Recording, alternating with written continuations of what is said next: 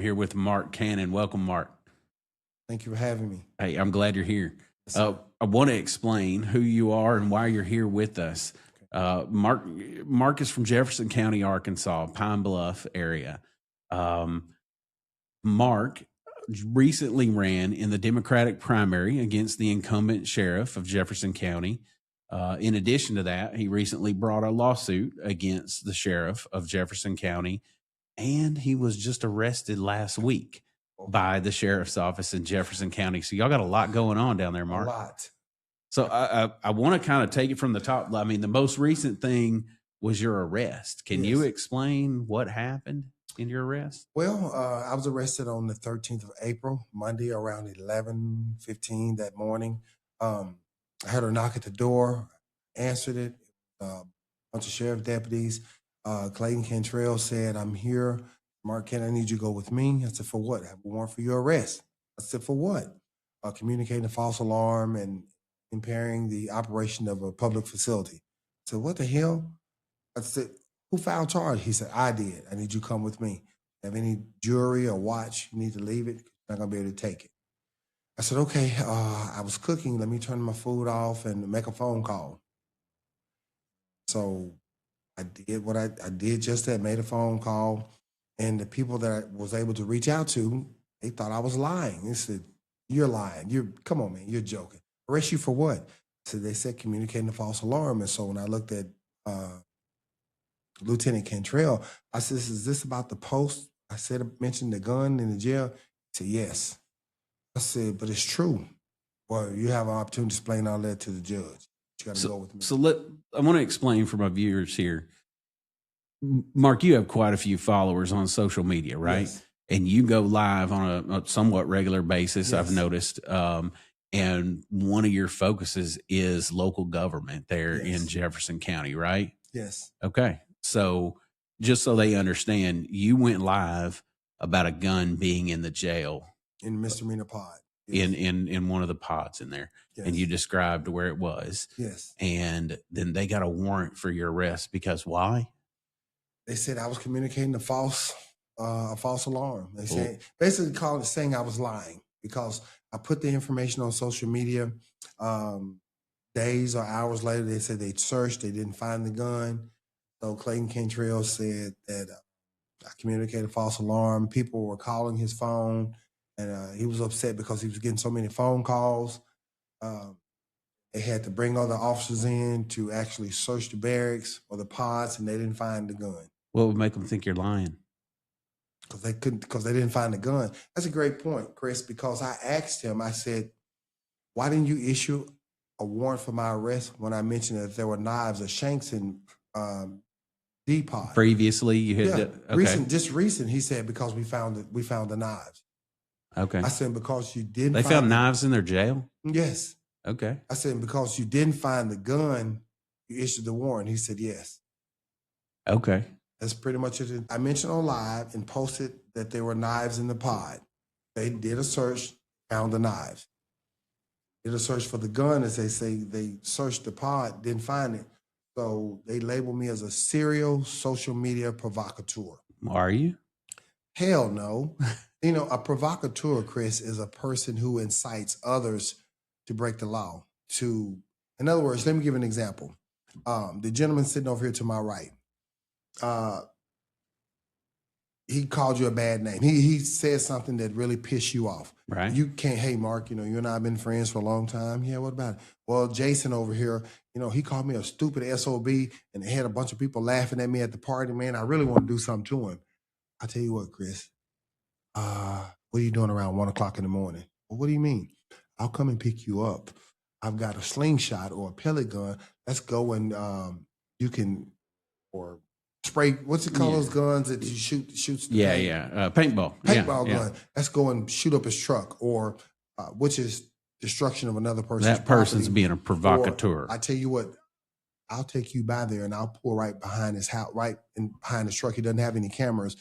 You jump out with these rocks and you bust all his windows. You jump in the truck and let's take off. He'll never Right. know what hit him. By the time he gets up and realizes his windows are busted, we'll be 2 miles down the road. Okay. Never know what happened. Right. That's a provocateur. A provocateur is someone who incites or encourage another person to break the law to do bad things. And this is what they called you.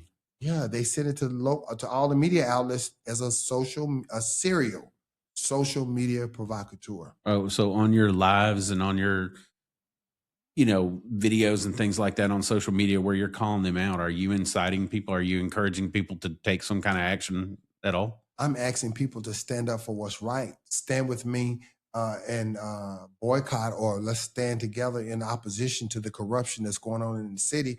I've never, ever asked anyone or incited someone to vote. That's crazy. Right. I mean, how do you incite someone to break the law? Yet on the other spectrum, I was running for sheriff. Right. Doesn't make any sense. Yeah, I was just about to bring that up. You ran on the Democratic ticket in the primary against the incumbent sheriff, right? Yes. Okay. For sheriff. And go ahead and elaborate now. And I'm aware of the lawsuit that you brought. You want to explain what happened there? I think Woods was either 18 or 19. Woods stole a rifle scope from Walmart. Walmart used to be on 79 or Blake 20-some years ago before they migrated to where they are right now off of Olive Street.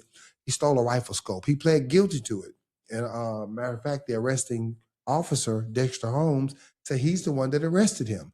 Plus, he pled guilty. So he has a felony conviction on his record. But Woods had his record sealed, and he eventually got a pardon from the governor when he ran for sheriff the first time, which was 7 years ago. According to the Arkansas state statutes, you cannot have an infamous crime or crime of public trust on your background. And he does have that. And so when I filed the suit challenging it, Judge Randall Wright ordered the circuit and district clerks to produce all records, sealed and unsealed, regarding Lafayette Woods, and he demanded they be brought to his court. Well, the circuit clerk, who's best friends with Lafayette Woods, mind you, his father used to be the former circuit clerk, did away with the record. Who's explain that again? Lafayette Woods' father, Lafayette Woods Sr., used to be the circuit clerk. Okay. So Flora Bishop Cook is now the existing clerk, and she's best friends with Lafayette Woods Jr., the current sheriff. So it's nothing for her to go in and destroy the records. Okay. They said district and circuit clerk. So no records were produced of any crime. No records were produced. So do we have any record of any kind of crime having ever occurred? Yes. Okay. In court, his attorney stated to the court that, Your Honor, no such record exists. But Sheriff Woods did have a pardon. But what did he have pardon? He said he was not at liberty to disclose what the pardon was. You don't ask for a pardon if you've done nothing wrong. Have you ever asked for a pardon? No, I have not. Why would you ask the governor to pardon you if you don't have anything on your background? So his attorney told us, without telling us, that Woods does have something on his background that he had sealed. Okay. But they weren't able to produce that in court, and you ultimately lost that lawsuit? Yeah, it states that I refused to produce any. I didn't refuse to bring any witnesses. We had witness statements from a law enforcement officer, and it's not that I refused to produce. As a civilian, I don't have access to ACIC nor NCIC. ACIC is Arkansas Crime Information Center, and NCIC is National Crime Information Center. The difference in the two is that if I lived in Los Angeles, California, and I was convicted of robbing a bank in 1995. Okay, that happened in California.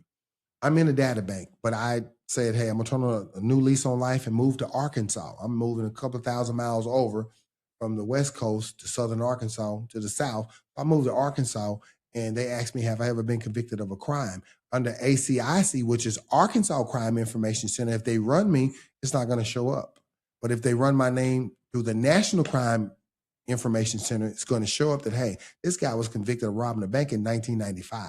It's been 31 years ago, but it happened in California. So that disqualifies me from even holding a public office. I don't have access to that as a civilian. And if I were to access that, it's a felony. Right. Right. So I don't have access to it.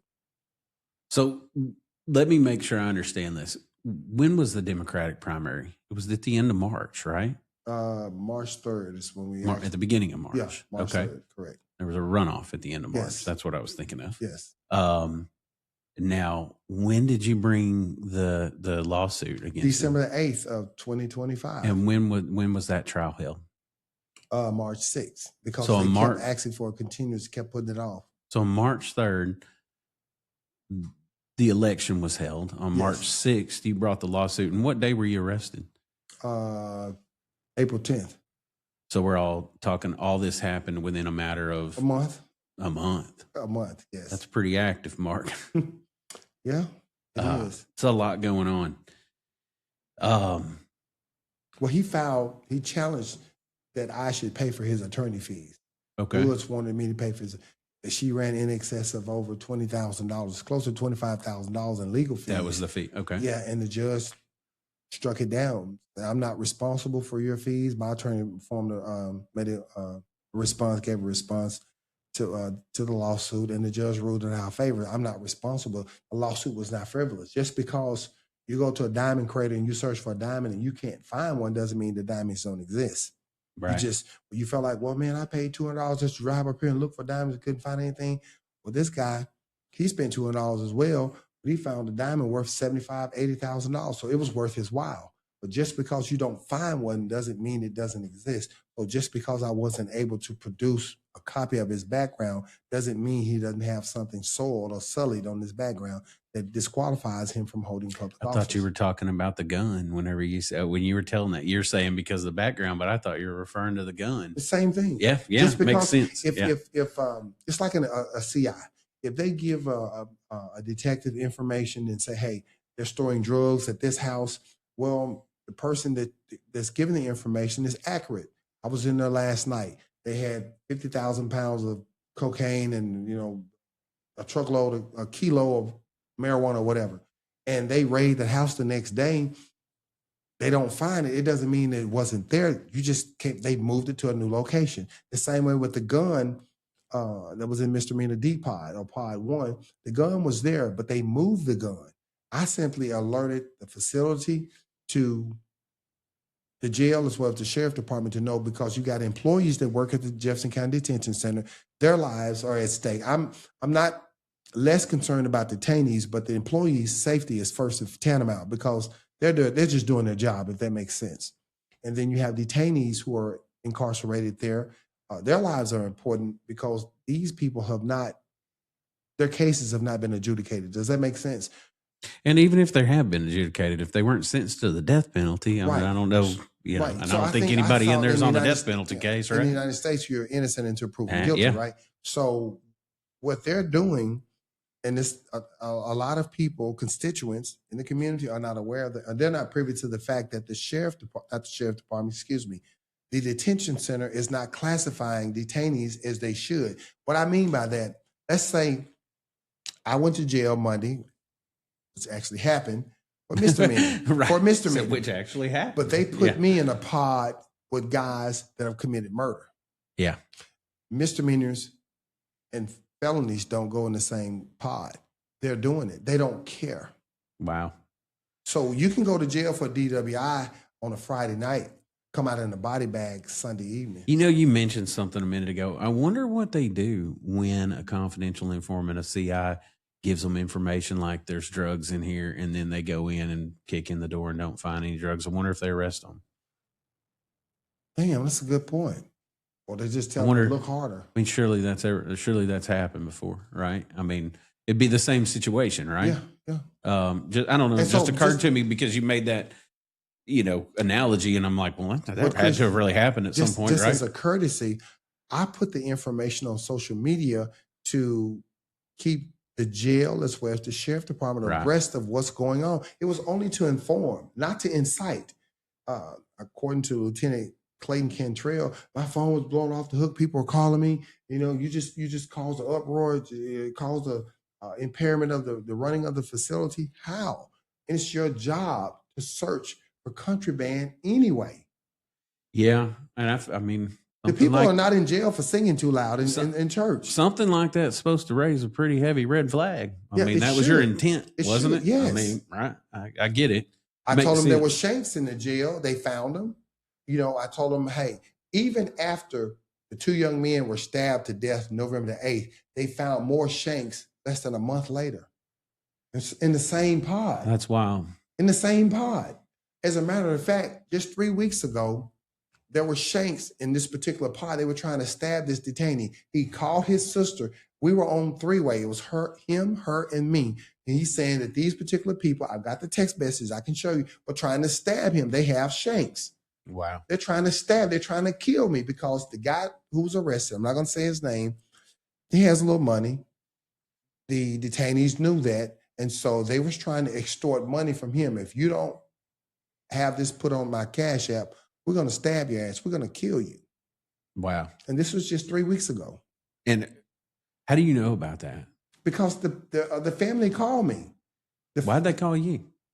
I mean, who are you? Why didn't they call the sheriff? I mean, that's who I would call. Well, because the sheriff department, the Doug Brazel Detention Center, the Jack Jones Juvenile Detention Center is all ran by corrupt people. There's corruption from the top to the bottom. They're corrupt. And so public trust is out the window. The people don't trust them to be fair, firm, and consistent.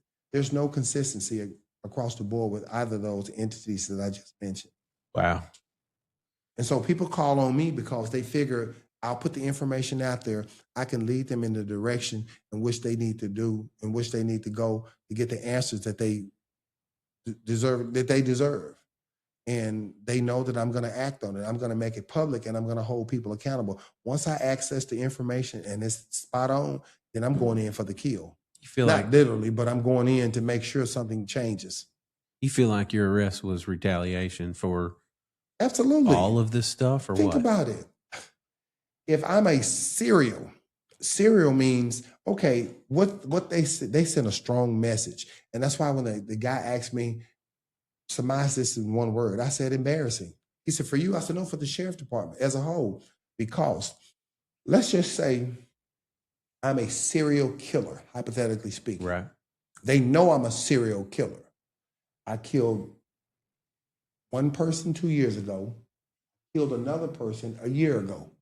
You still haven't arrested me.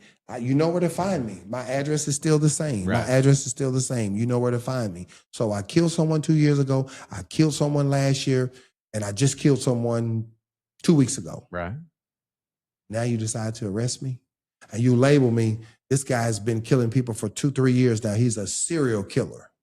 Why didn't you arrest him before?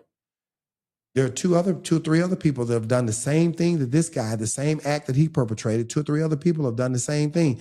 Yet there's no arrest. You just call them and ask them to just don't kill anybody else, okay? Don't do that anymore. But we're going to make an example out of you. So maybe you were wrong about it, or maybe they didn't find the gun. But I don't know that either one of those would prove that you were lying. Right. And The proof is on them. You're right. They have to prove that I knowingly perpetrated a false alarm to cause mass hysteria to say, hey, there's a gun. Oh, my God. That was not the intent. I've never done that. Right. Why start now? Let me say this to you, Chris. I turned 54 October 17th of 2025. You don't get to be damn near retirement age to become and then decide you want to become a criminal. Right. Start breaking the law. Right. When I was just running for sheriff less than a month ago. Right. It was on the ballot just 5 weeks ago. Right. But all of a sudden now I'm a criminal, a serial provocateur, social media provocateur. So you've brought it to their attention before that there were knives in there. I have. And they have found what you said. Yes. And you had some reason to believe there was a gun in there. Yes. Obviously. Yes. Reason to believe. And you're I've heard you say I'm not revealing my I'm not source on well, that. the young man paid a deputy to bring the gun in, $500. Wow. He paid her $500 to bring the gun in. She is a high-ranking chief deputy. I mean, I don't know if that's a crazy question to ask. His safety. Because as soon as he was released, he was shot 15 times. He's now dead. Oh, the guy. The guy that paid to have the gun brought in is now deceased. Wow. He's a twin, but they murdered him on his birthday last month. Wow. They murdered him on his birthday. That's crazy. I mean, Yeah, but it's a fact. Yeah. He's dead. So he let his dad know upon his release, hey, Dad, the gun is still in the misdemeanor Part D. Wow. And the dad reached out to him and said, Mark Cannon, my son, told me that the gun is still in misdemeanor Pod. Well, I released that information on the 1st or 2nd of January, and then I got arrested on the 13th, so about 10, 11 days later. But the guy was already dead by then. But they said I caused such a massive uproar with posting that on social media. Now, I did post a picture of a gun. That's my own personal gun. I used my gun as an illustration to illustrate the fact that there's an actual gun Right. behind the walls. And guess what? They hid the gun in the ceiling, in the ceiling tiles. That's where the gun was. That's where it was. Okay. And then after I got arrested on the 13th, I get a text message the following Tuesday saying, this is the individual that had the gun. Once my son was released, he had the gun. The gun was taken out over the weekend. So I was arrested Monday. They took the gun out either Saturday or Sunday. Wow. That's a lot, man. That's wild stuff, Mark. What's going on in that jail that there are knives in there, that there's guns in there, that people are worried they're going to get killed in there? What's happening? That's not normal. I mean, full disclosure here, I have a law enforcement background. Okay. People go to prison and people get murdered in prison, but people getting murdered in jail is not a common thing. Right. It is for Jefferson County because what has happened, the people there, those who are in the position of authority, they've developed what I call or consider a culture of corruption. It's like what's wrong is right. What's right is wrong. In other words, and this is not to knock the LGBTQ community. When I was coming up as a kid, keep in mind I was raised in the 70s. If you were gay, it was kind of sort of like taboo. People didn't. They didn't flaunt it, you know. People didn't go out and say, "Hi, I'm gay." You know, it was taboo. If you found out someone was gay, it's because maybe someone shared a person's other intimate information or something like. There was no Facebook and Twitter and cameras filming stuff. It wasn't something you talked about. It was taboo. It was private. You kept it taboo. But nowadays, you have men who believe were born in the wrong body. They the transgender community, I'm gonna say transmission, but they've converted themselves. They've changed from man to woman and from woman to man. So what was once upon a time abnormal is now acceptable. Right. You know, what was normal is now abnormal. So like it evolved and vice versa. It's evolved to get to where it is today. And so there's this culture of corruption in Jefferson County. If it's not knocking on your door, doesn't bother me. I don't care. But when it's knocking on your door, we need justice. We need to do this. Well, where were you when Chris Phillips lost his brother? When Chris's brother was murdered in the streets? When Chris showed up and asked people to come down, I was one of the first ones to stand beside him with signs saying, hey, we need justice from the police department, the sheriff department. They need to come together as one consolidated unit and bring the killers to justice. You didn't show up. Well, I had to work. I had to do this. But now that your son has been murdered, you have all the time in the world. Now you want people to come to your aid. If it's not bothering you or affecting them, they don't care. And people have become so callous and so cold and so hard-hearted in Jefferson County because there's been so much wrongdoing. So when the day of reckoning is coming, I don't know. I pray and hope I live to see it. I'll probably be dead and gone. I don't know. But there's a culture of corruption because once upon a time, I keep my ear to the streets. People said that whites used to run Jefferson County, Pine Bluff. I'm not originally from Jefferson County. I was born and raised in Phillips County and in Pine Bluff since 2003. I've lived there. So it's my home now. But now you have a conglomerate of black people that's running the city. You have a black county judge. You have a black county clerk, a black county tax collector, a black circuit clerk. Most of the JPs, 85% black. City councilman, 90% black. You have a black mayor, you have a black sheriff, you have a black chief of police, you have a black assistant chief of police. Most of the department heads for the city is black. The representatives, I think one is black, one is white. But overall, you look at the condition of the city, of the county as a whole. It's about cliques and buddies and friendship. Chris, if you're not part of this fraternity, or this organization over here, if you're a female, if you're not part of this sorority, you don't matter. It's the buddy-buddy system. Most all elected officials most all, if not all of the elected officials, I'm gonna say 95% of them are tied into each other with, that's my frat brother, that's my soror, that's my frat brother, it's my frat sister.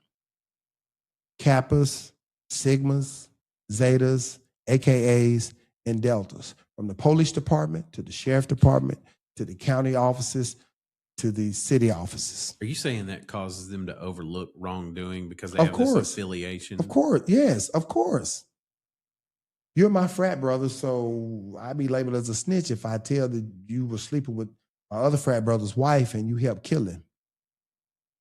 No, I turn a blind eye. That sounds extreme. It sounds extreme. I'm just but going to it's- be real with that. Sounds extreme. You think people are like, this person sleeping with that person's wife, so you just Let me say this right here. Let me say the fact. Our current sheriff, he's a Kappa. The current county judge is also a Kappa. Lord Franklin is also a Kappa. Attorney Ephraim Neely he's a Q dog. He's Omega. The mayor is a Delta. The former chief of police is a Delta. Shonda Taggart is an AKA. You see the connection? They're all in these fraternities, these Greek organizations. Yeah, I see what you're saying.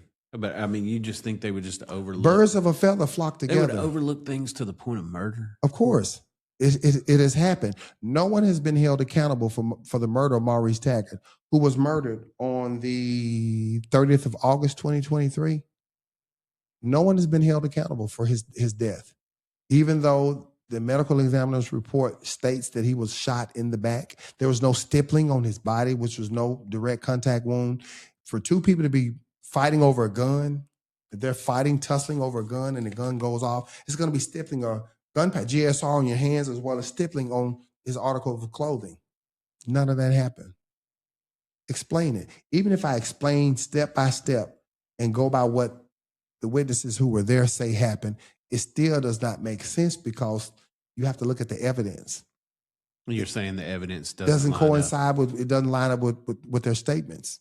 Because if I pull out a gun right now and put it on your chest and shoot you right here or shoot you in your shoulder, you're going to have stippling all over your shoulder because blowback, the gun. Right. Plus I have GSR on my hand. If you test my hand, if I don't wash my hands, it's going to be covered with GSR. None of that happened. I would be taken into custody. They would put me in a jumpsuit, all my clothes, everything I had on. They would put paper bags on my hand, handcuffs, bag my hand so I can't rub it off or wipe it off. Say you happen to survive. And this is a real instance. They're going to take your clothes off and it's going to be used as evidence when we go to court. And it's going to show that I literally put the gun against your chest and pull the trigger because there's stippling and the gunpowder burns. It's going to be on your clothes. And this is a real instance that occurred there. Yes, it happened August 30th, 2023, the death of attorney Maurice Taggart. I've looked at it. I've studied the information vehemently and ardently for 2.5 years now, and I firmly believe in my heart, this is information I've conveyed to the Federal Bureau of Investigations and the state police. If you and I go to the bank downtown, I pull up and you say, hey, Mark, I'm finna go in here and make a withdrawal. Okay, Chris, I got you. You get back in the car, drive, go. What the hell? Man, I just robbed. I just hit him for $100,000. What the hell you did? Just keep driving. You shot a security guard on your way out. They're going to charge me with that security guard's murder as well. Just like if the police are behind me and I'm traveling at a high rate of speed and I hit a pedestrian trying to fleeing from the police. Well, say the state trooper hits the pedestrian and kills him. They're going to charge me with his murder because had I not been fleeing, had I stayed and complied and been taken into custody, there wouldn't have been a need for a pursuit. Am I right or wrong? Right. Okay. And so you're there when a homicide takes place. You're just as guilty. That makes you complicit. So all of them need to go to jail, including the baby she was pregnant with, the girlfriend. All of them need to be in jail. You're saying including the baby? Lock the baby up too. Come on, Mark. Well, that's how I feel about it. Corruption breeds corruption. If this man if I'm lying on you, then prove me wrong.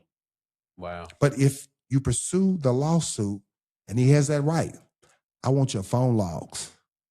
I want the GPS of that truck that you bought with the money that was donated by Chris Hart from Central Maloney. He donated $100,000 to the sheriff department to purchase new equipment and supplies for the sheriff deputies.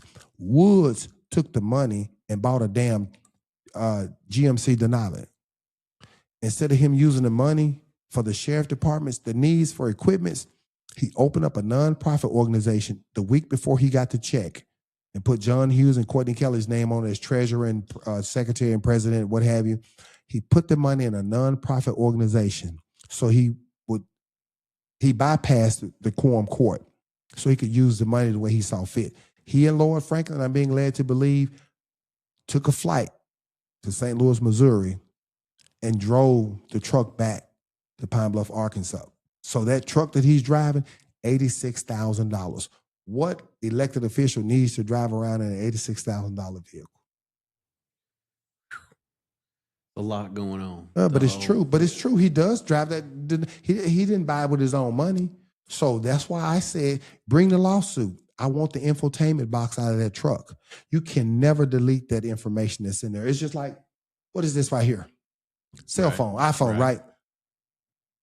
Even though you can delete information, computers, it's a mini computer. Right. Whatever's in here can be extracted, right or wrong. Right, absolutely. Same thing. Forever. So whatever's in his infotainment box, it's going to show where he was at the time that the man was murdered. The time that he said he was at home in bed, it's not going to show him at his house. It's going to show him on that side of town. It's going to show him in proximity, as well as his cell phone. Right. It's going to show where he was. It's going to ping within an inch of where he was standing. That's a lot. It certainly would be interesting to see. I watched a YouTube video on like the study of that case. Let me tell you something, Chris. I have not revealed to the public. I'm gonna do it right now. On the 14th of April, I was released on the 13th of April. On the 14th of April, I was confronted in Walmart by Shonda Taggart. I was walking out. I bought 2 flash drives to take to the sheriff department because I was doing a FOIA. Someone yelled my name out. Mark Cannon.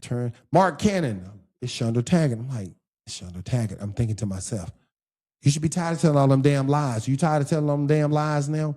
As if to say, your ass got arrested yesterday. I bet you stopped telling these lies as of right now. I said, no, I'm not. Not until you're locked up. For what? For what? I said, not until you're in a position like they had me yesterday in shackles and handcuffs for murdering your husband. You said that to her? You shot him in the back twice. Then she says, well, you're going to be next. She said that to you? Yes. The women that were standing there, the 2 women in Walmart, the door greeter and the other lady that watches the register, they said, what was that all about? I said, I don't know. She confronted me. I left. The police report is in my car and made a police report. You made a report. I have a copy of the report. The detective called me an hour later, said, I need you to come up here so we can do an interview. The report is in my car. I said, I'm pressing charges. I want her arrested because as an elected official, if I threaten her, they'd have my ass down at Dub Brownsville. She threatened me. She told me I was next. I'm in fear of my life. I made sure I told the officer, and that's in the report, I'm in fear of my life. You told me I was next. She had no right, rhyme, or reason to come and confront me. What do you think she meant by that?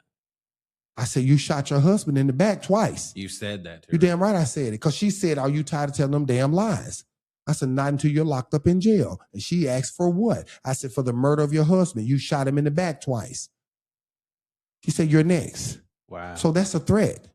Wow. I fear for my life. So I made it known to the FBI last Wednesday and the Pine Bluff Police Department that if she ever confronts me again, I have no conversation for her. I'm in fear of my life. I tried to get a no contact order for the sheriff a couple of years ago. Kyle Hunter refused to. He said, what is going to come from that situation? I mean, you made a police report. Nothing. Nothing comes up because the current prosecutor, Kyle Hunter, told me that the sheriff and I share some of the same boards, so it's going to be a conflict of interest. So he recused himself. According to what he said, he recused himself. So he said, I have to refer it to another outside prosecuting attorney. He referred it to Jason Burnett out of Pulaski County. It took Burnett 11 months to get back to me and tell me that it was not enough evidence to substantiate my claims. Yet I have text messages, I have phone logs, I've got screenshots where the sheriff was at the public library. He called me and told me he was going to kill me. I got that on my phone. I showed it to Kyle. I showed him all the text messages. They told me that if I didn't stop talking, they were going to dig up my mom's grave. My mom has been dead since 1990, 36 years now. They were going to dig up her grave, and let me put this as clean as possible. They were going to dig that dead BITC up. You've said this to me, and there ain't no and clean way to say it. They were going to nut or ejaculate in my mom's mouth. Said it was going to piss on her grave. They told me that if I didn't stop talking, they were going to rape my wife and daughter.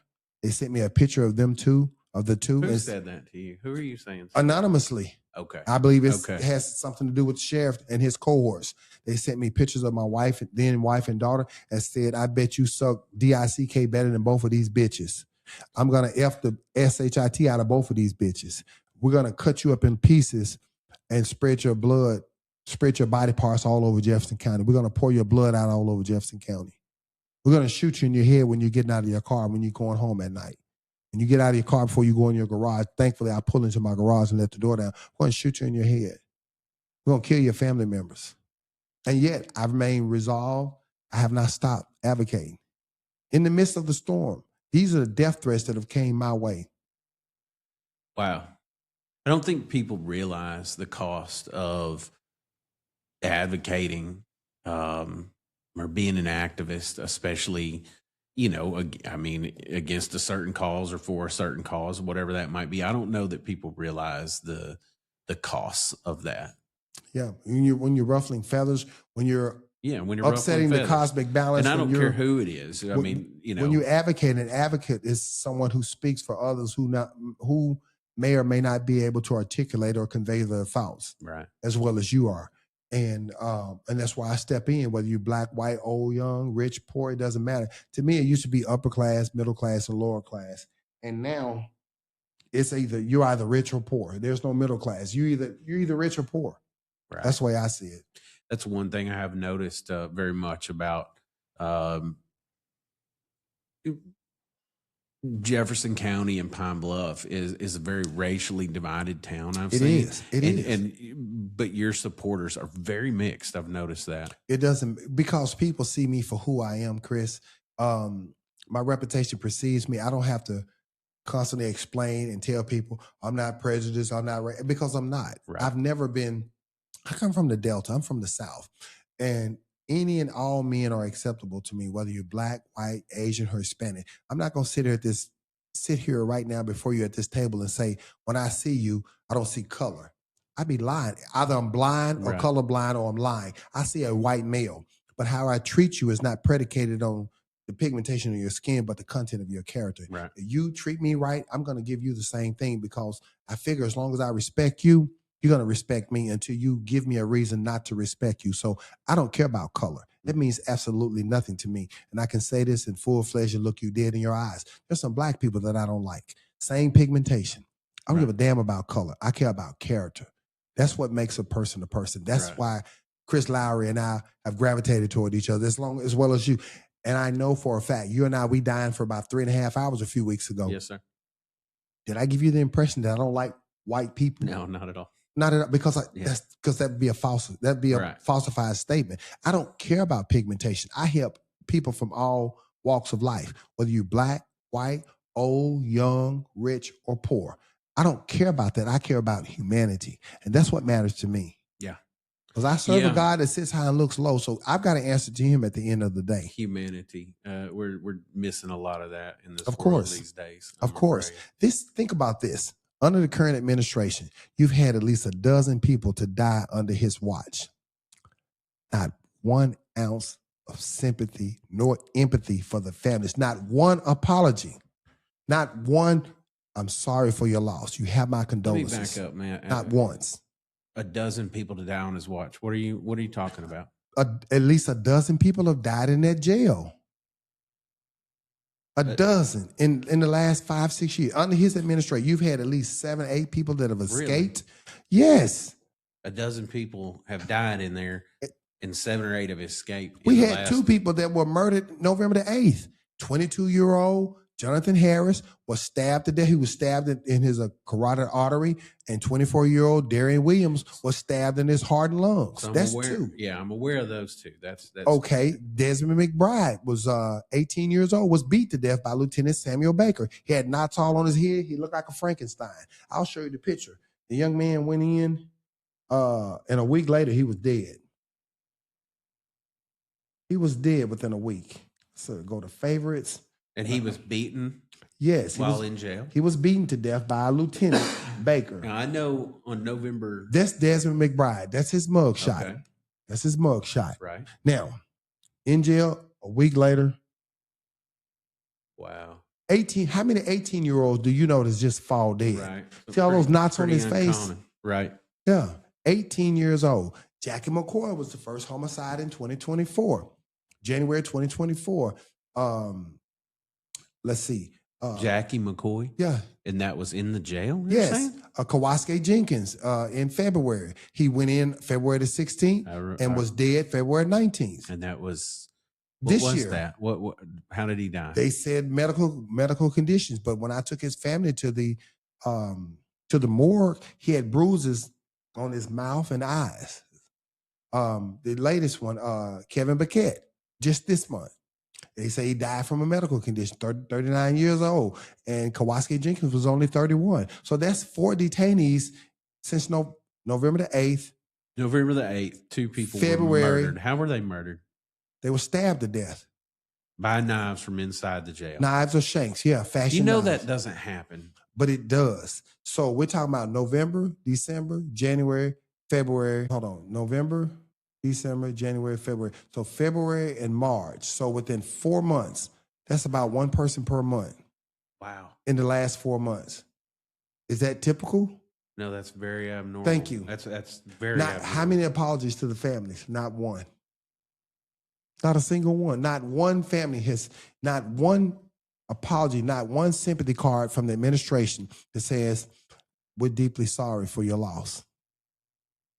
Ask me how many sheriff deputies have shown up at a funeral that someone lost their life, died in that jail, and the Jefferson County Sheriff Department showed their respects by even being present.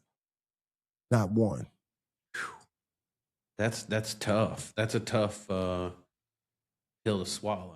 I'm talking about community, putting that trust back in the community trust, public trust, and showing some compassion. That's all I'm asking for. It's compassion.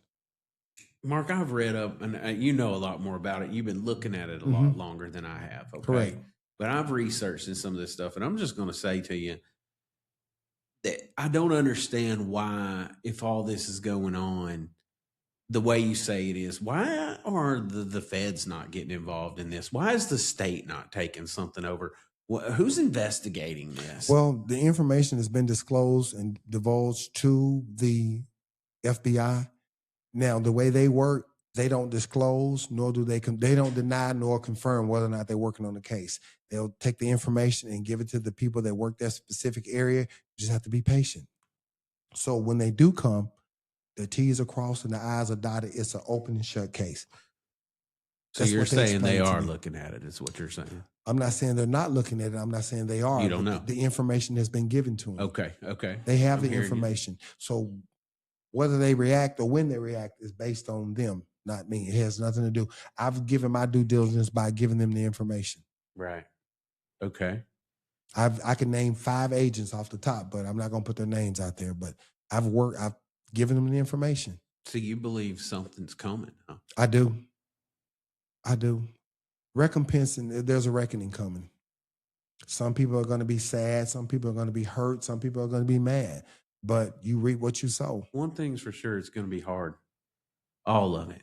I mean, to me, we say Black Lives Matter. Some people say whatever. I say all lives matter. Whether you're a crackhead on the streets or you're a sitting elected official, your life matters to someone. All of us have loved ones that care about us deeply. You take, he was a prolific serial killer, Jeffrey Dahmer. His father loved him, even up until he died. He didn't approve of what his son did, but he still loved his son. So when people are in jail, especially the county jail, Chris, they're not convicts. They're people that are waiting for their case to be adjudicated. Right. So we can't say they're innocent or guilty because they have not gone through the process. Let the judicial system take its place. And if they're found guilty, they're shipped off to prison if that's the case. But until then, they're innocent until proven guilty. Maurice Taggart was murdered. He was accused of embezzling over $600,000 from Urban Renewal. But as far as I'm concerned, he never had his day in court. He was innocent. Can't convict a dead man because he never had his day in court. So he was awaiting trial at the time. Yeah, waiting to his go to death. trial. Yes, Wow. he was never convicted. That's wild. That's so much stuff, Mark. I mean, it's just Jeffrey don't know. Dahmer had been convicted, hence that's why he was in prison. But if you're sitting in the county jail and you lose your life for whatever reason before you can go to court, you're innocent. The record is stricken. Mark, my experience working with activists is that they get motivated by something that inspires them. I mean, and not necessarily in a positive way, but in a way that they feel strongly about. When you see something that's blatantly wrong, there's a fire that burns within you that it can't be extinguished. You have to speak out. You have to do something. You have to right the wrongs. There's a reckoning. There's recompenses due, and people have to be held accountable, because I know beyond a shadow of a doubt, if it were me, I would be arrested. Right. If I was accused, I would be arrested. Well, you were. I was accused and I was arrested. Right. So what's the difference? Right. Here's the difference between me and a lot of people, especially those that are in these relative positions, Chris. I don't owe anybody anything. I'm not in anybody's back pocket. And most importantly, I can't be bought. Yeah. Yeah. I can't be bought. Yeah. That's my integrity is with important. The people. Too many people have put their faith and trust in me. You know, I average 6 million followers a month. I'm not going to betray that trust that's been bestowed upon me. I've built my following on my own volition, not because of anybody else, because at the end of the day, you can say, hey, Mark, I've gone to the police department. This guy raped my daughter. I know he did it. My child is 6 years old. She's not going to fabricate the story. But the problem is he's the assistant chief's brother.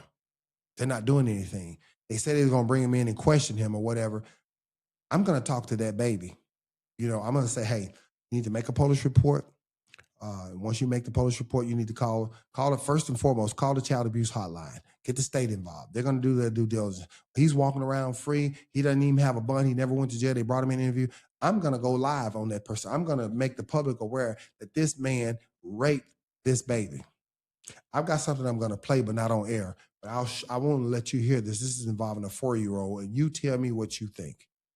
This 4-year-old saying what this man did to her, describing his private parts and everything. She's 4. Oh, man. And he gave this baby 2 sexually transmitted diseases. So am I going to believe her or am I going to believe him? Because most 4-year-olds don't know that type of language. Yeah. Yeah. And if you know it for a reason. Yes. Right. So I'm gonna hold that person accountable that perpetrated this act against this child. I advocate for women and children, especially women and children, against sexual assault and domestic abuse. Yeah, well, good. I'm glad you're doing that. Yeah. And I don't understand. Yeah, I just wish people could understand. They do, but some people have a veil over their eyes, Chris, and they don't want to see the light. In other words, a lot of people's mental is that if I don't know, it can't hurt me. But people put their trust in you for a reason. It's what I you know what I mean? They do. And whether someone agrees with you or disagrees with you, whether they like you or dislike you, you have to understand that this is the way that some people see you, quite a few. And actually, as long as they respect me, but I'll tell you this much. Even people, proponents of mine that don't really necessarily support me or agree with everything that I do, right? My arrest opened a lot of eyes. They say, I don't like the guy. I think he talks too much. I think he's always in people's business. But what happened to him was a bunch of BS. That's what I mean. He did not deserve to be arrested. Yeah. That was not That's an what I'm arrestable getting offense. at. That's what the people, whether black and white. Whether people like you or whether they don't, you have to respect that people are coming to you for a reason. Yes. And it's got to be something. Yeah. Right? Yeah. I mean, people should realize that. So why are other people coming to me? Why are they going to? They're not coming to you, her, him, or him. They're coming to me. Why? Right. Because they know I'm going to get the job done. They know that I'm going to hold these people accountable. They know I don't give a damn if you're the sheriff, if you're the county judge, if you're the prosecuting attorney, if you're the city attorney, if you're the chief of police, I'm going to call you out. No one in the history, and Jefferson County has been around since 1824. It's been around 202 years. No one has ever called out all elected officials. And I don't use a fake Facebook name or a fake page. You see me. Right. And I will hold you accountable. Me, I'm not from Jefferson County. I'm Neither not am from I. Pine Bluff. I've been in Little Rock all my life. And we have activists here, and I see similar relationships, right? Right. Where the city and county government are at odds with activists in the community.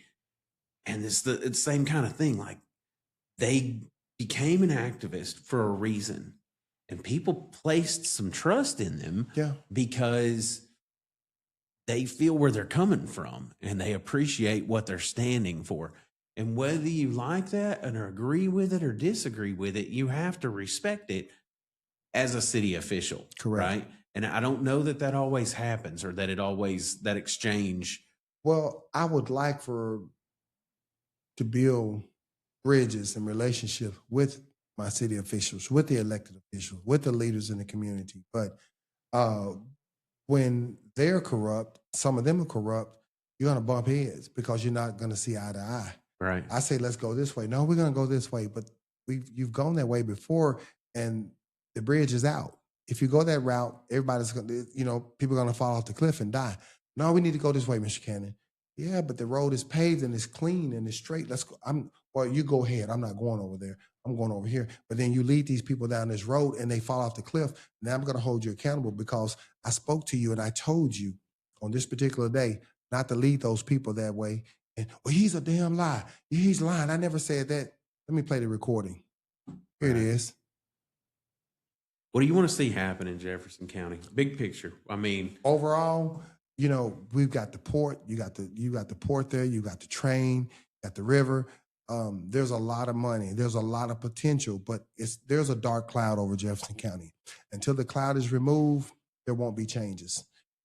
Pine Bluff is going to have to bottom out, hit rock bottom. You think it's there yet? We're damn near there at the bottom. It's going to have to bottom out. Some people's pocket is going to have to be hit, as well as some major deaths are going to have to occur in order for people to wake up and say, hey, whoa, it's time for a change. Enough is enough is enough. To me, I've always said, and I'll say it again today, one life lost is one too many, especially in the county jail. It's That's too much. Crazy. That's crazy. Mark, I've enjoyed visiting with you. Sure. The second time we've sat down and had a long conversation like this, and I just learning the history of everything that's going on. And now I want to research all these things and process them. Go ahead. I do have a question for you. Yeah, because people have labeled me so many different things. Uh-huh. One thing that stands out as a serial social media provocateur. Right. I want to ask you, what's your take on me, honestly? I think you're a very effective activist.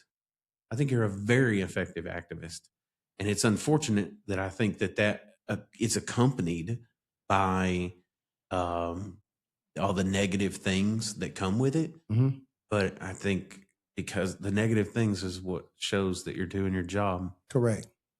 I want to say this, and I'll be done. I posted a picture of myself, my mugshot, alongside Malcolm X's mugshot. Right. Did you see it? Yes, well, I did. People misconstrued that. Yes, I saw There's that. no way you cannot compare yourself to them. You're nowhere near the leader he is. You can't even compare yourself to Malcolm X because so and so. I consider myself the rebirth of Malcolm X by any means necessary because I'm only violent toward those who are violent toward me. I said we share something in common. We've all been arrested and we have a mugshot. We share something in common. That's all I said. And people took that and ran with it. You see how they misconstrued? People are going to do that. But do you see how they misconstrued that? Yeah. What if I posted a picture of Dorothy from Wizard of Oz and myself? Right. I did. Well, you're not white. Where's Toto? There's lots of things we're not the same about. Yeah, but where's there is Toto? Something that you have a dog. Your dog is not even Shaggy. You got a deer-headed Chihuahua. That doesn't look anything like Toto. Right. I simply said we have something in common, meaning we've all been arrested and went to jail for our convictions, something that we believe in. If I had to do it all over again, I'd go to jail again. I wouldn't change a thing because it didn't weaken me. It fortified my resolve to continue going forward, full speed ahead. I will not stop. I will not quit.